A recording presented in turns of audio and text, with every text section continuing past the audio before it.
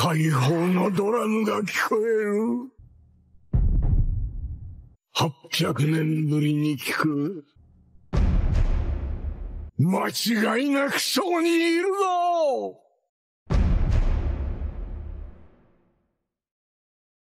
Le véritable mastermind de l'univers de One Piece n'est autre que Joy Boy.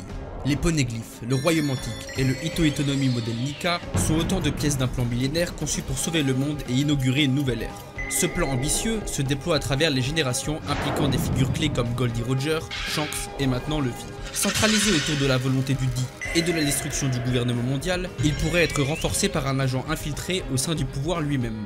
Pour ceux dont l'âme est assoiffée de vérité et qui sont animés par la quête des révélations tant attendues depuis près de 30 ans, vous êtes au bon endroit. Car, en véritable maître du jeu, Oda garde jalousement ses secrets les plus profonds, les enveloppant d'un voile de mystère qui ne fait qu'attiser notre anticipation. Cependant, grâce aux indices méticuleusement disséminés tout au long de cette odyssée épique, et aux nombreuses influences qui ont nourri ce récit, nous commençons lentement, mais sûrement, à esquisser les contours de la conclusion qui se profile à l'horizon. Au cœur de ce mystère, la figure emblématique de Joy Boy émerge. Une figure qui, à travers les âges, a orchestré chaque détail de ce plan avec une précision magistrale, laissant derrière lui des indices et des secrets qui ne demandent qu'à être découverts pour révéler la véritable destinée du monde de One Piece. Si vous appréciez One Piece ainsi que le contenu que je vous propose, je vous invite à soutenir ma chaîne en likant la vidéo, en vous abonnant, en activant les notifications et en laissant un commentaire. N'hésitez pas non plus à explorer mes profils sur TikTok, Instagram et Twitter. Votre soutien est gratuit mais inestimable pour moi. Il nourrit ma motivation et contribue significativement à l'épanouissement de notre communauté. Merci à tous ceux qui le feront et bonne vidéo.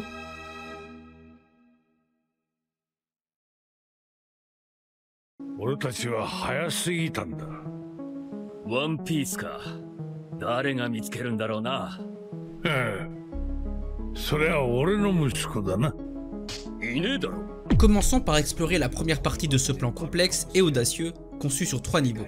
Le plan originel de Joy Boy, véritable stratège à travers les âges, a engendré 2 autres plans qui se déploient dans l'ère actuelle. L'un élaboré par le légendaire roi des pirates, Goldie Roger, et l'autre par son apprenti, Shanks le Roux. Pour bien saisir l'ampleur de cette machination, il est essentiel de plonger d'abord dans la phase du plan de Roger, car c'est lui qui tisse le lien essentiel entre le passé, le présent et le futur. Tout d'abord, il est plausible de supposer que Shanks a recherché le Ito Itonomi modèle Nika en réponse à la volonté de Roger. Dans le chapitre 968, nous découvrons que Roger a eu une brève mais significative conversation avec Shanks juste après avoir découvert le One Piece. Ce moment, empreint de mystère, pourrait bien avoir planté les graines de la future mission de Shanks. Plus tard, nous voyons Shanks voler le Ito Itonomi modèle Nika au gouvernement mondial et l'apporter au village de Fushia, où Luffy a finalement consommé ce fruit. Selon cette théorie, tout cela ferait partie d'un plan plus vaste orchestré par Roger lui-même. Il aurait conçu ce stratagème pour que le fruit soit transmis à son fils, Ace, afin de réaliser une destinée prophétique. Cependant, le destin en a décidé autrement et Luffy, avec son esprit indomptable et son héritage du Di, est devenu l'élu de ce fruit mythique. Mais pourquoi le plan de Roger semble-t-il tourner autour d'Ace? Pour comprendre cela, il faut revenir au chapitre 968 où Roger confie à Rayleigh qu'il espérait que son fils découvrirait le One Piece. Après avoir dissous les pirates de Roger, Roger se retire pour devenir père, déterminé à transmettre son héritage à son futur enfant. Cependant, Roger était conscient qu'il n'aurait pas eu l'occasion de former Ace étant donné que sa mort approchait. C'est pourquoi Roger a pris la décision cruciale de confier son fils à son rival, Garp. À première vue, ce choix peut sembler étrange. Pourtant, il prend tout son sens lorsqu'on se souvient que Roger et Garp se sont déjà associés pour vaincre Rox à God Valley, un lieu où les dragons célestes ont révélé toute l'étendue de leur cruauté. Garp, étant lui-même membre du clan des Di, partage un lien particulier avec cette volonté mystérieuse qui semble jouer un rôle central dans la véritable histoire du monde. Et les réactions de Sengoku et Akainu au message de Vegapunk dans le chapitre 1116 suggèrent qu'il possède une certaine connaissance de cette histoire cachée. Il n'est donc pas improbable que Roger ait choisi Garp parce qu'il savait que ce dernier en savait également beaucoup sur la véritable histoire du monde. De plus, Roger a eu un enfant avec Porcas Di Rouge, elle aussi membre du clan des Di, ce qui renforce encore l'idée que la volonté des Di est intrinsèquement liée à la véritable histoire du monde. Le message cryptique de Vegapunk à la fin du chapitre 1117 souligne l'importance capitale de cette volonté dans le destin du monde. Roger ne voulait pas simplement avoir un enfant, il voulait un héritier destiné à la grandeur, entouré par les membres du clan des Di afin de perpétuer cette volonté mystérieuse. Il ne restait plus qu'une étape à Roger pour compléter son plan, s'assurer que Shanks obtienne le Ito Itonomi modèle Nika pour le transmettre à Ace. Roger avait préparé un chemin où Ace, soutenu par les membres du clan des Di et guidé par Shanks, pourrait devenir le prochain dieu du soleil, portant ainsi le flambeau de la volonté de Roger et menant à l'accomplissement de la destinée qu'il avait imaginée pour son fils. Il semble que Roger ait délibérément positionné les membres de son équipage de confiance tout au long de Grand Line, préparant ainsi le terrain pour l'accomplissement de son plan. Comme nous pouvons le constater, Crocus s'est installé à un point stratégique, juste devant Reverse Mountain, tandis que Rayleigh s'est positionné à mi-chemin sur l'archipel Sabodi. Crocus, avec une connaissance approfondie de Loftel, oriente les Mugiwara en leur offrant un log-post pour les guider dans la bonne direction. De son côté, Rayleigh, ayant entendu parler de Luffy par Shanks, intervient pour sauver l'équipage des chapeaux de paille. Il joue ensuite un rôle crucial dans l'entraînement de Luffy, lui enseignant non seulement à maîtriser son haki, mais aussi en rendant possible leur entrée dans le nouveau monde en enveloppant le Thousand Sunny de bulles protectrices. En observant la position de Crocus et de Rayleigh le long de Grand Line, il devient plausible de supposer que Scopper Gaban se trouve lui aussi à un endroit clé, attendant patiemment l'arrivée du prochain Joy Boy. Au moment où j'écris cette vidéo, nous sommes au chapitre 1024 et un certain personnage semble attendre les Mugiwara sur Elbaf. Donc il est tout à fait possible que ce soit l'ancien numéro 3 des pirates de Roger. Après avoir orchestré ses préparatifs minutieux, Roger a choisi de se rendre, déclenchant ainsi l'âge d'or de la piraterie. Ce geste, loin d'être une simple reddition, a probablement été calculé pour inciter son fils, Ace, à entreprendre son propre voyage à la poursuite du One Piece, tout en ignorant le destin exceptionnel qui lui était réservé.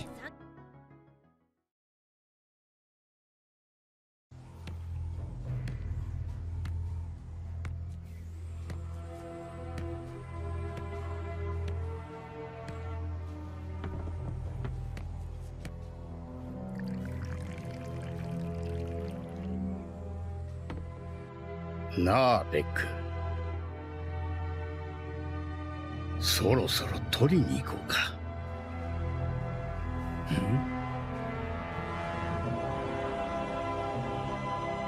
ワンピース。 Passons maintenant à la manière dont Shanks a continué à mettre en œuvre le plan de Roger et aux décisions qu'il a dû prendre après que Luffy ait consommé le fruit de Nika. Du coup, il est probable que Shanks se rendait initialement sur l'île de Down non pas pour Luffy, mais pour Ace. Cependant, le destin en a décidé autrement lorsque Luffy, un autre membre du clan des D, a mangé le fruit mythologique qui était initialement destiné à Ace. Ou peut-être, plus subtilement, lorsque le Zoan mythologique, animé par sa propre volonté, a choisi de se faire consommer par Luffy. Face à cette tournure imprévue, Shanks a dû adapter le plan de Roger. Il a alors tout mis en œuvre pour s'assurer que Luffy poursuive la quête du One Piece. Pour cela, il lui a confié un symbole d'une immense signification, le chapeau de paille. Ce chapeau n'était pas un simple accessoire. Il portait en lui l'héritage de Roger et servait de marqueur garantissant que Luffy serait reconnu par tous ceux qui comprenaient la véritable signification de ce symbole. Cette importance du chapeau de paille est clairement perçue par des figures emblématiques comme Barbe Blanche et Mihawk. Barbe Blanche, qui connaissait le One Piece et une partie de la véritable histoire après avoir partagé du saké avec Roger, comprenait ce que cela signifiait pour Luffy de porter ce chapeau. Rappelons-nous que, bien avant ces événements, Shanks avait rencontré Barbe Blanche pour discuter de Barbe Noire. Et il est évident que Barbe Blanche savait que Shanks avait transmis le chapeau de paille à quelqu'un d'autre. De plus, ce chapeau symbolisait la personne à qui Shanks avait confié la volonté de Roger, ce qui représente bien plus que sa propre volonté. C'est précisément pour cette raison que Barbe Blanche a placé toute sa confiance et ses ressources en Luffy pour sauver Ace à Marineford. Il savait que Luffy était désormais porteur de quelque chose de bien plus grand, l'héritage de Roger et l'espoir d'une nouvelle ère. Après tout, Barbe Blanche avait pris Ace sous son aile, en connaissant ses objectifs et ses rêves. Il devient de plus en plus évident, à mesure que nous comprenons l'étroite relation entre Roger et Barbe Blanche, que l'idée de faire d'Ace le roi des pirates était peut-être une mission à laquelle les plus grands pirates avaient secrètement souscrit. Barbe Blanche, Roger, Shanks, tous poussaient activement pour faire d'Ace le successeur de Roger, jusqu'à ce que le destin intervienne et que Luffy émerge comme le véritable Joy Boy, portant en lui la volonté et l'espoir d'une nouvelle ère. Mihawk se trouve également impliqué dans ce vaste plan. Dès qu'il pose les yeux sur Luffy, il se rend immédiatement compte de son potentiel et décide d'en parler à Shanks. De plus, Mihawk épargne la vie de Zoro, ce qui à première vue semble contraire à son caractère impitoyable.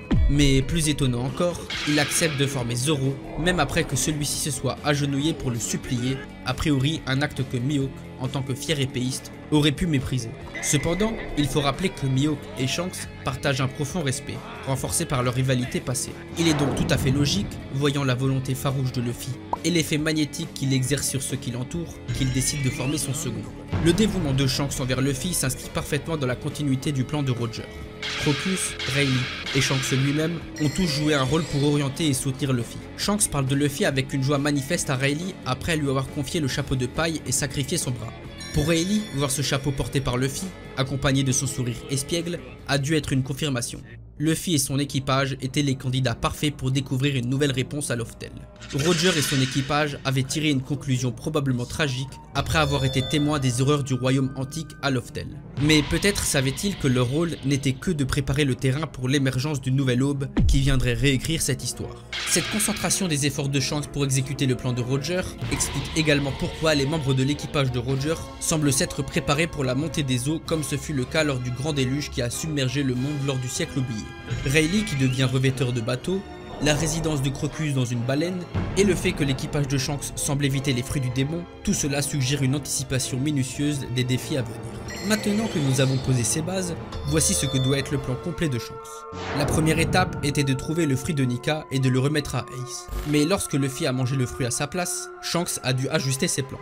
Si l'on considère que les fruits de type Zoan possèdent une volonté propre et que Roger souhaitait ardemment que son fils hérite de la volonté d'Eddie, cela indique qu'un membre du clan d'Eddie était destiné à consommer ce fruit divin. Shanks, conscient de ce potentiel, a alors tout mis en œuvre pour orienter Luffy sur le chemin qui le mènerait à devenir le roi des pirates. Il a mobilisé toutes ses ressources et alliés, peut-être Gaban, Crocus, Rayleigh et même Mihawk. Ensuite, Shanks choisit de rester dans l'ombre, tirant les ficelles en secret, comme l'illustre sa visite au Gorosei dans le chapitre 907. Mais lorsque la vie de Luffy est mise en danger à Marineford, Shanks intervient personnellement pour le sauver. Le destin semble alors intervenir à nouveau avec un autre membre du clan d'Eddie, Trafalgar Law, qui sauve Luffy. Ensuite, Rayleigh se charge de son entraînement. Après tous ces événements, Shanks retourne à son rôle discret, attendant patiemment.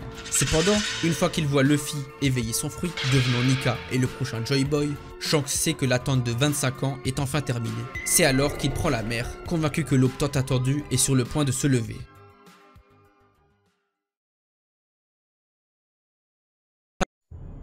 一体誰に謝ってるの？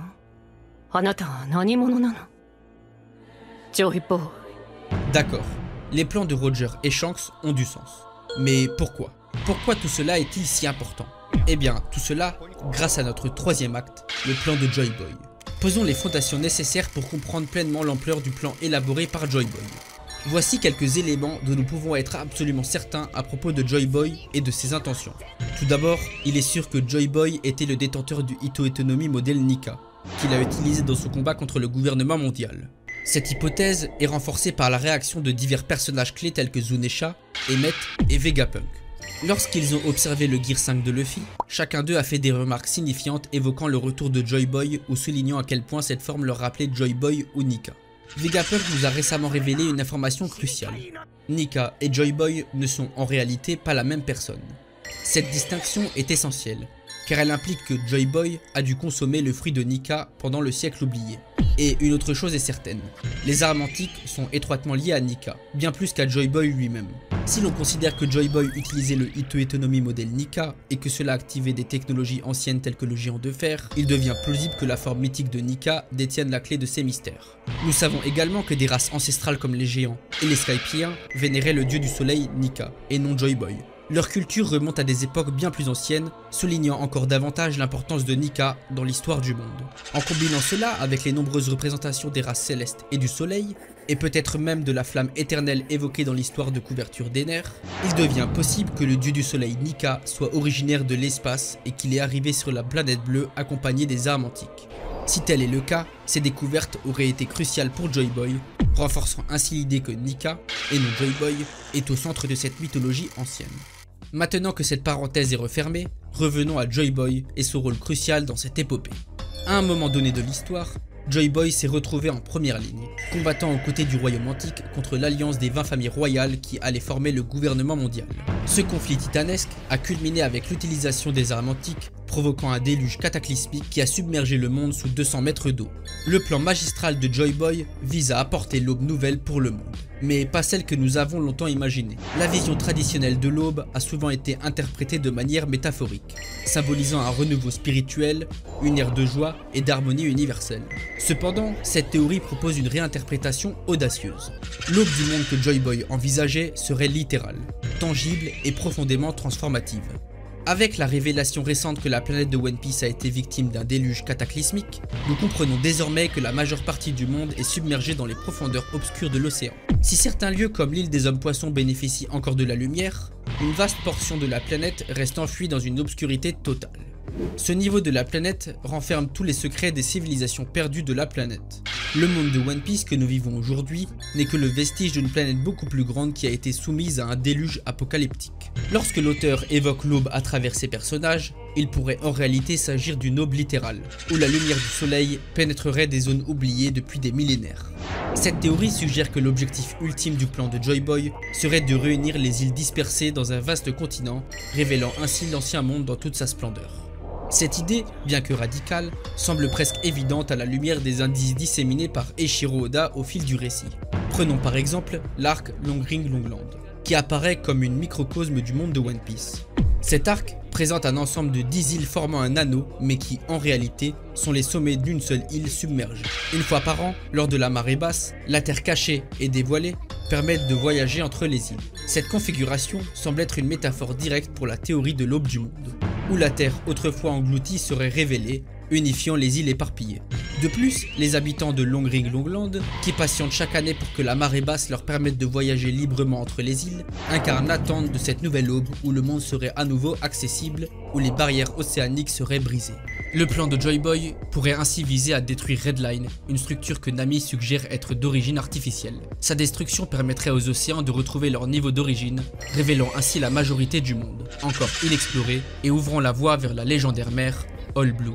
En examinant ces options, nous pouvons commencer à comprendre la profondeur de la vision de Joy Boy. En tant que premier véritable pirate, il a entrepris un voyage qui l'a finalement conduit à une grande guerre. Maintenant que nous avons exploré les objectifs du plan de Joy Boy, il est temps de plonger plus profondément dans les moyens qu'il a mis en œuvre pour les réaliser. Mais avant de nous aventurer plus loin dans cette quête complexe, il est crucial de nous pencher sur un autre mystère central, la volonté du Di.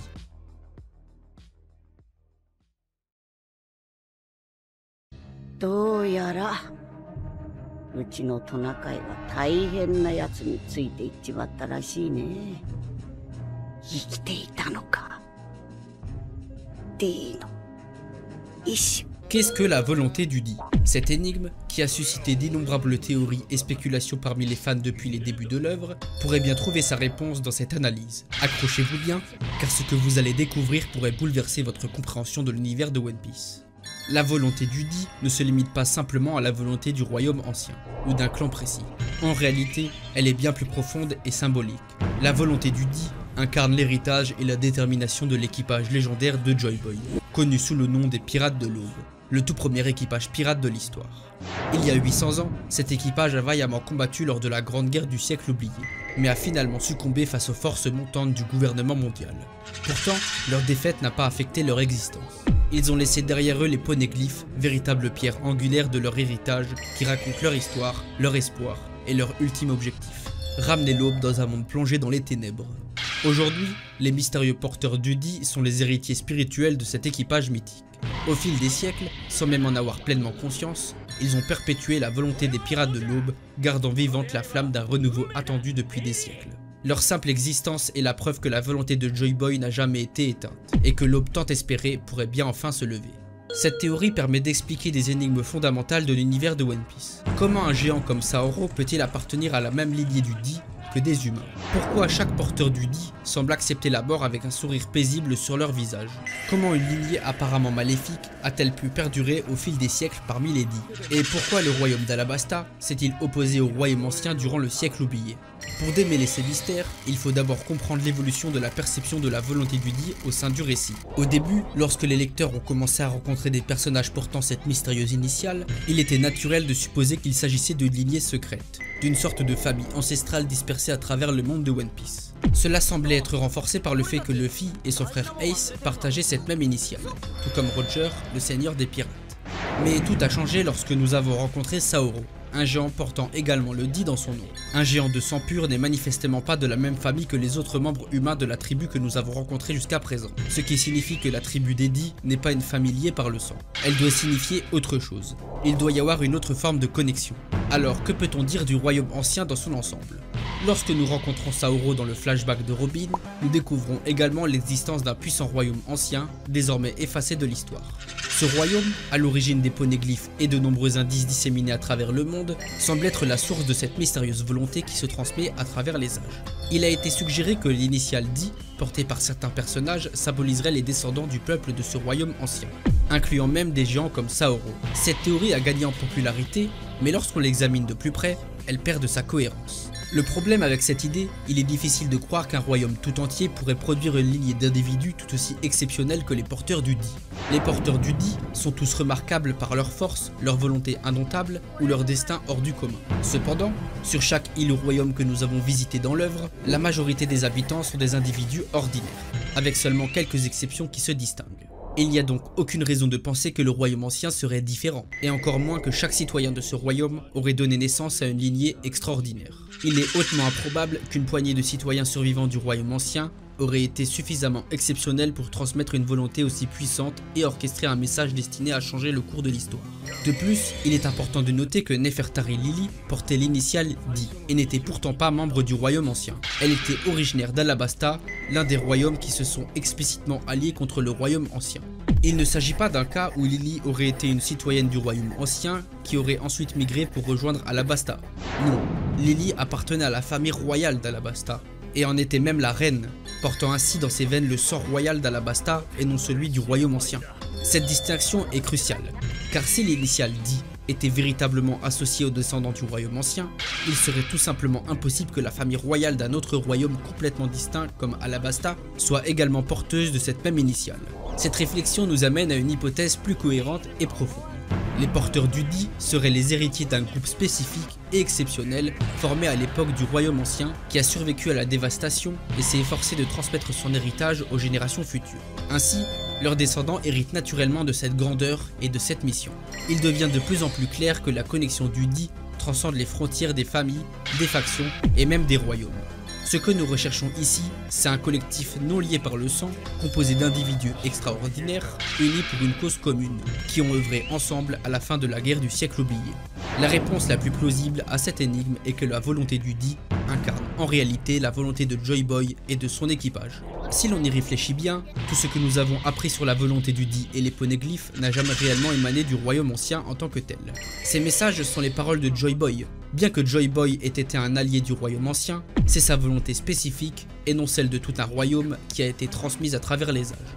En observant ceux qui, encore aujourd'hui, cherchent à accomplir cette volonté, on peut supposer qu'ils sont les descendants spirituels des anciens membres de l'équipage de Joy Boy. Ainsi, la volonté du Di n'est rien d'autre que la perpétuation de l'esprit, des rêves et des idéaux de Joy Boy et de ses compagnons à travers le temps et les générations. Pour donner plus de cohérence à cette théorie, la clé réside dans le nom même de l'équipage de Joy Boy, qui pourrait bien avoir été à l'origine les Dawn Pirates, autrement dit, les pirates de l'aube. Ce nom fait sens, surtout si l'on considère qu'ils étaient les tout premiers pirates à avoir existé, marquant ainsi le véritable commencement de l'ère des pirates. Le terme aube revêt ici une signification profonde, en lien direct avec l'objectif ultime de Joy Boy pour le monde. Ramener l'aube, un nouvel espoir, dans un monde plongé dans les ténèbres. Ainsi, les pirates de l'aube représentaient un groupe extraordinaire d'individus, unis non par le sang, ni par une race commune, ni même par une appartenance exclusive au royaume ancien, mais par une cause partagée sous la bannière de Joy Boy.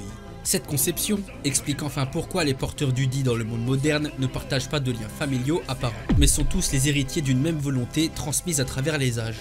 De plus, nous savons d'après le chapitre 1085 que les Di étaient considérés comme les ennemis du gouvernement mondial, et que, selon Vegapunk, dans le chapitre 1115, l'adversaire de Joy Boy était également ce même gouvernement mondial.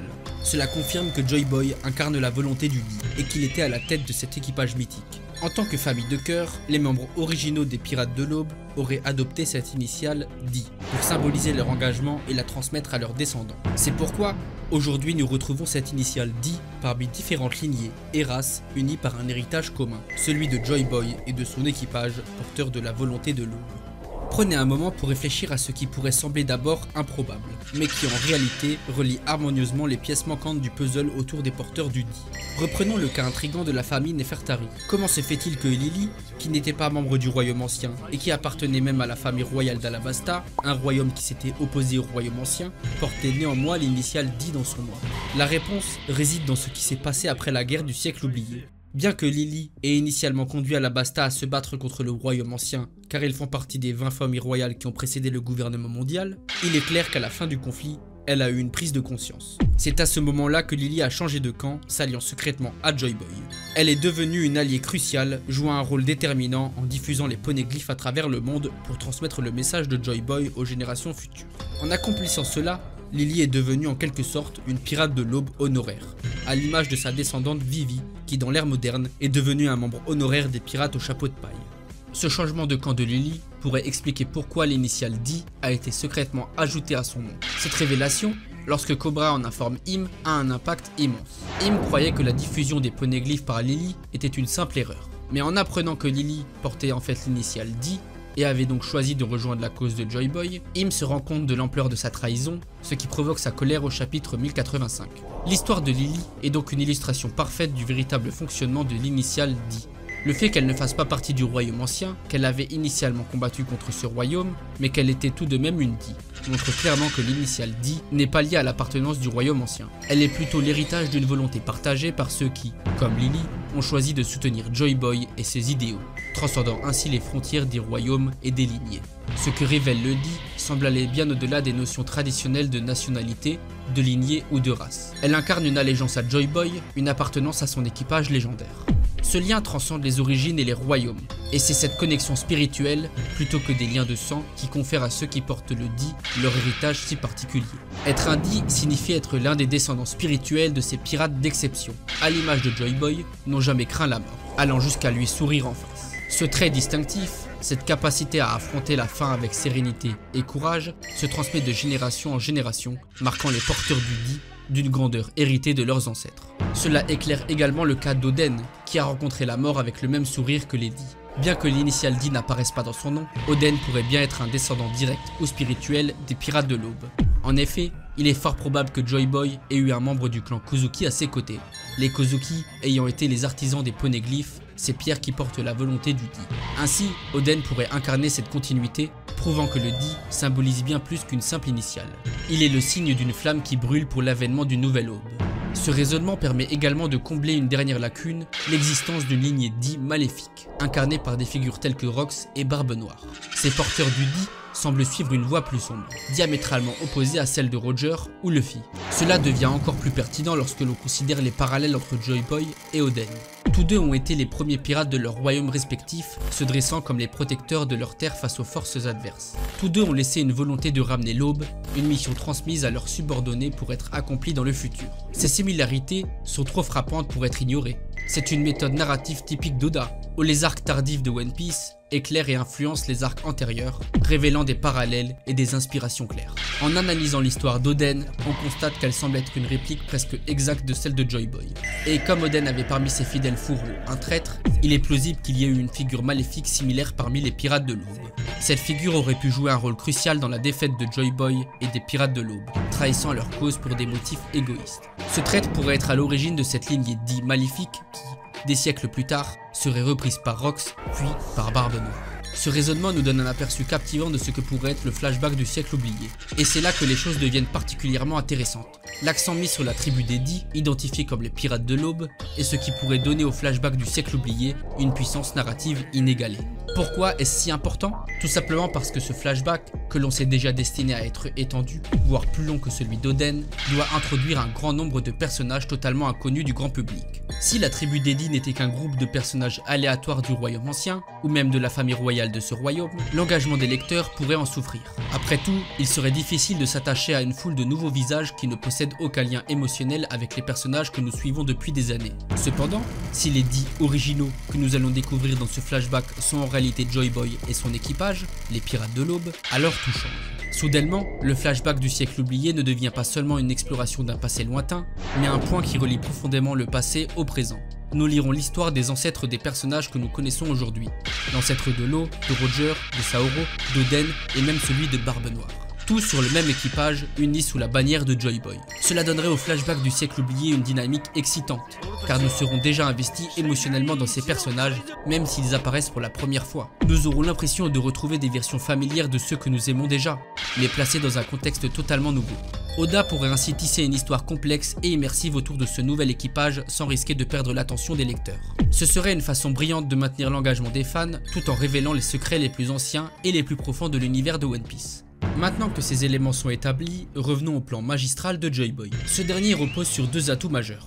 La volonté du Di et l'infiltration stratégique d'un complice au sein du gouvernement mondial.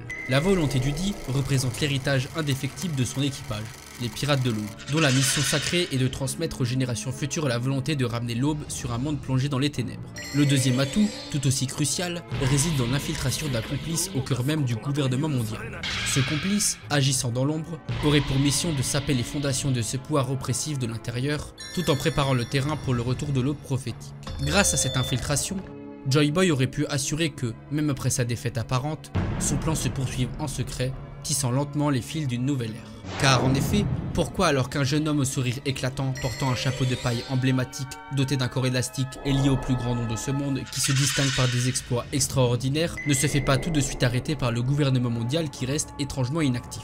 Cette question soulève un mystère profond. Le gouvernement mondial, qui ne tolère aucune menace à son autorité, aurait dû réagir avec une fermeté implacable. Pourtant, il semble presque qu'ils aient fermé les yeux sur cette ascension fulgurante. Cette théorie offre enfin des réponses à ces questions qui taraudent de nombreux fans depuis longtemps. Pourquoi le gouvernement mondial n'a-t-il pas agi plus fermement contre Luffy, malgré ses exploits audacieux et son potentiel de menace évident? Et puis, pourquoi Zunesha n'a-t-il pas été abattu? Pourquoi Emmett, un autre personnage lié à Joy-Boy, n'a-t-il pas été anéanti? Les réponses pourraient bien résider dans l'idée que quelqu'un au sein du gouvernement les protège. Un personnage que Joy-Boy aurait stratégiquement placé des siècles auparavant pour garantir la réalisation de son plan. Maintenant, explorons ensemble les personnages au sein du gouvernement mondial qui sont les plus susceptibles de trahir cette institution. Im. Même si à première vue, il semble complètement improbable qu'un des grands méchants finals soit un traître au gouvernement, il ne faut émettre aucune possibilité, surtout qu'un certain nombre d'arguments semblent aller dans ce sens. Pourquoi Imu n'a-t-il pas simplement éliminé Luffy lorsque l'occasion s'est présentée? Pourquoi les chevaliers d'Iva n'ont-ils pas été mobilisés plus tôt pour s'attaquer au Mugiwara? Si l'éveil du dieu soleil Nika représente une telle menace, pourquoi est-ce que ce sont les Gorosei qui prennent l'initiative de combattre Luffy plutôt qu'Imu lui-même avant que Luffy ne devienne trop puissant? En réalité, nous avons rarement vu Imu agir directement contre les chapeaux de paille. Toutes ces questions soulèvent une hypothèse intrigante. Imu n'est peut-être pas celui qui cherche à éteindre la flamme de Joy-Boy comme on pourrait le croire. Certes, quelques indices pourraient laisser penser qu'Imu est hostile à l'héritier de Joy-Boy, mais en réalité, il n'a jamais pris de décision décisive pour éliminer celui qui porte la volonté de Joy-Boy. Ainsi, une théorie un peu audacieuse mais fascinante pourrait émerger de cette réflexion. Et si Imu, loin d'être l'antagoniste absolu que nous imaginons, œuvrait en secret pour aider le plan de Joy-Boy? Imu pourrait en réalité être une taupe, un agent infiltré à l'intérieur du système, veillant à ce que juste assez soit fait pour réveiller Joy-Boy et amener la nouvelle aube. Si l'on y réfléchit bien, les Gorosei et les 20 royaumes étaient les ennemis jurés de Joy-Boy. Ils voulaient à tout prix l'empêcher de réussir. Mais il est évident que tout le monde ne partageait pas cette haine, comme le montre l'exemple de Lily qui prouve que Joy-Boy avait des alliés au sein même de ce système.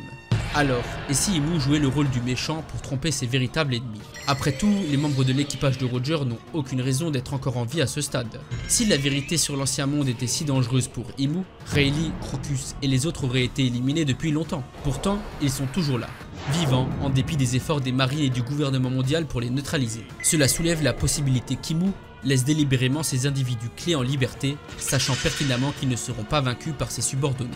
De plus, son lien avec Nefertari Lily aurait pu le pousser à rejoindre Joy-Boy dans sa quête. Ce lien pourrait être la clé de sa trahison, un acte de loyauté envers Lily et une rédemption en s'opposant au pouvoir en place pour faire triompher la volonté de Joy-Boy. Ce complice, motivé par les liens profonds et un sens du devoir, pourrait ainsi avoir joué un rôle crucial dans le plan de Joy-Boy en agissant en secret au sein du gouvernement mondial pour préparer l'avènement de la nouvelle aube. La femme présente aux côtés d'Im. Apparu de manière énigmatique dans les chapitres 908 et 1122, ce personnage mystérieux n'a révélé que peu de choses sur lui-même, si ce n'est qu'il s'agit d'une femme. Il est tout à fait possible que Joy-Boy ait orchestré l'infiltration d'une alliée discrète au sein même du cercle d'Im, lui donnant pour mission de ne dévoiler sa véritable identité qu'au moment opportun. La longévité exceptionnelle de ce personnage, présent depuis 800 ans, pourrait s'expliquer par le recours à la chirurgie de jouvence, une technique qui, comme nous l'avons vu, est également soupçonnée chez d'autres figures clés de l'intrigue. Un des membres du Gorosei. Dans One Piece, il existe un schéma récurrent où un groupe de 5 personnes est souvent marqué par la présence d'un traître ou d'un membre dissident, généralement sous la direction d'un leader charismatique. Un exemple emblématique est Corazon de la Don Quijote Family qui s'est retourné contre Doflamingo. Ce motif se retrouve également dans le Germa 66 avec Sanji, considéré comme le traître qui a quitté sa famille. Une théorie similaire suggère qu'Urouge aurait pu être le 5e prêtre des nerfs, basé sur l'existence d'une 5e porte fermée sur Skypiea. Cette répétition du chiffre 5 et l'idée de trahison amènent à spéculer sur les 5 doyens, où il pourrait également exister un traître parmi eux, jouant un rôle crucial dans le déroulement de l'intrigue. D'après mes recherches, 3 des 5 doyens se distinguent particulièrement comme potentiels traîtres. La théorie la plus populaire concerne Saint-Shepard Jupiter.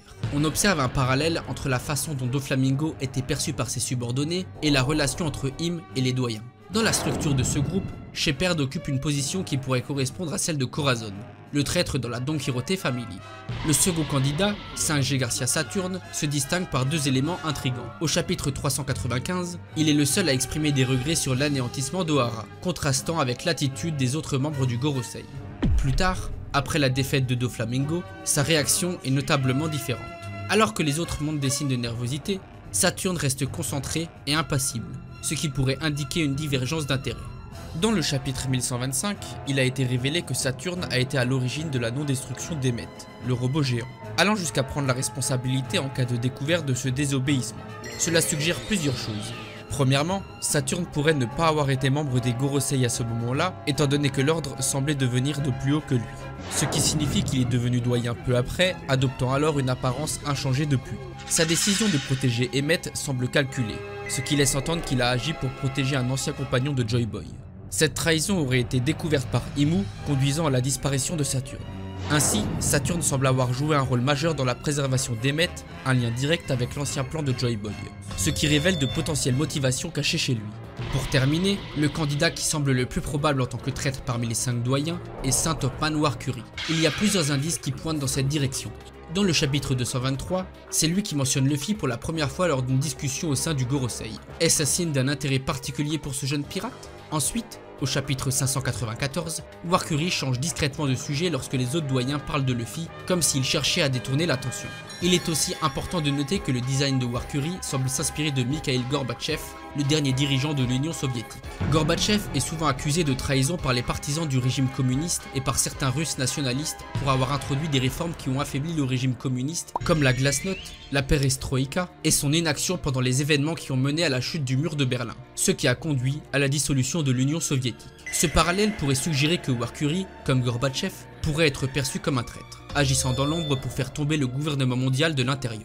En conclusion, le plan de Joy Boy s'étend sur des siècles, guidant les actions de figures légendaires comme Goldie Roger, Shanks et désormais Luffy. Ce plan, centré autour de la mystérieuse volonté d'Udi et de la chute du gouvernement mondial, pourrait bien être soutenu par un agent infiltré au cœur même du pouvoir avec des personnages tels que Imu ou certains Gorosei jouant un double jeu. Au final, One Piece nous enseigne que la véritable force réside tout autant dans les stratégies silencieuses que dans les actes héroïques, permettant à une volonté antique de ressurgir et d'illuminer un monde longtemps plongé dans l'obscurité. Et voici que nous arrivons à la fin de cette vidéo. Je tiens à vous remercier profondément pour votre attention et votre fidélité jusqu'aux derniers instants. Si vous avez été captivé, je vous invite à manifester votre appréciation avec un like, un partage, un commentaire, ou encore mieux, en vous abonnant à ma chaîne, sans oublier d'activer la cloche pour recevoir les notifications pour ne manquer aucune de mes futures explorations. Je vous encourage également à découvrir mes profils TikTok, Instagram et Twitter. Chaque action compte et contribue grandement à la croissance de notre communauté, et valorise les efforts investis dans la création de ces vidéos. Un immense merci à ceux qui prendront le temps de soutenir ce travail, et au plaisir de vous retrouver très bientôt pour de nouvelles aventures. Allez, salut!